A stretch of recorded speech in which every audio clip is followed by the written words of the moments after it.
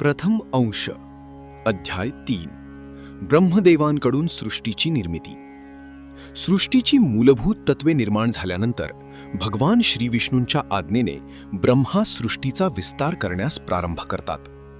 कमळावर प्रकट झाल्यानंतर ब्रह्मदेव प्रथम ध्यान करतात आणि आपल्या निर्मितीचे कार्य कसे करावे याचा विचार करतात.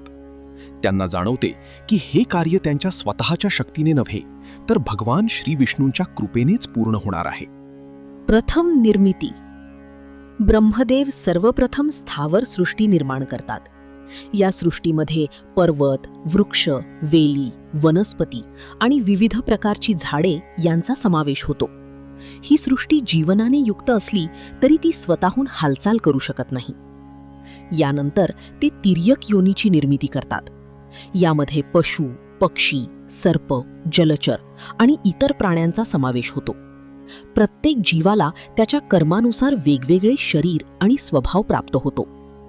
यानंतर मनुष्य सृष्टी निर्माण केली जाते. मनुष्याला विचार करण्याची, योग्य अयोग्य याचा निर्णय घेण्याची आणि धर्माचे पालन करण्याची क्षमता दिली जाते. त्यामुळे मनुष्य जन्म सर्वश्रेष्ठ मानला जातो. देव, असुर आणि पितरांची उत्पत्ती. ब्रह्मदेवांच्या विविध अंगांमधून विविध सृष्टी निर्माण होते. त्यांच्या मुखातून देव उत्पन्न होतात. देवांमध्ये सात्विक गुण अधिक असल्यामुळे ते धर्म, यज्ञ आणि लोककल्याणासाठी कार्य करतात. त्यांच्या मांड्यांमधून असुर उत्पन्न होतात. त्यांच्यामध्ये रज आणि तमगुणांचे प्राबल्य असल्यामुळे ते भोग, सत्ता आणि अहंकाराकडे आकर्षित होतात. पितरांचीही निर्मिती होते. ते पूर्वजांचे प्रतिनिधित्व करतात आणि श्राद्धाद्वारे त्यांचे स्मरण केले जाते. गंधर्व, अप्सरा, यक्ष, राक्षस, नाग, किन्नर आणि इतर दिव्य योनींचीही निर्मिती केली जाते.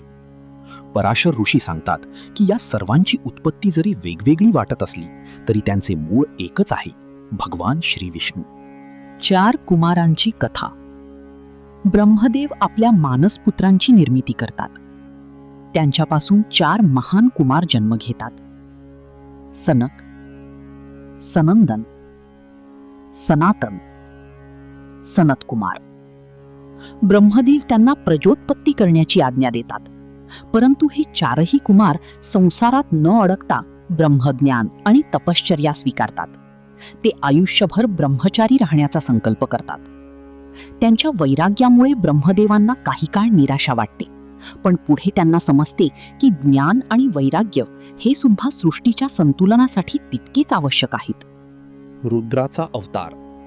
ब्रह्मदेवांच्या अंतःकरणात निर्माण झालेल्या तीव्र भावनेतून रुद्र प्रकट होतात.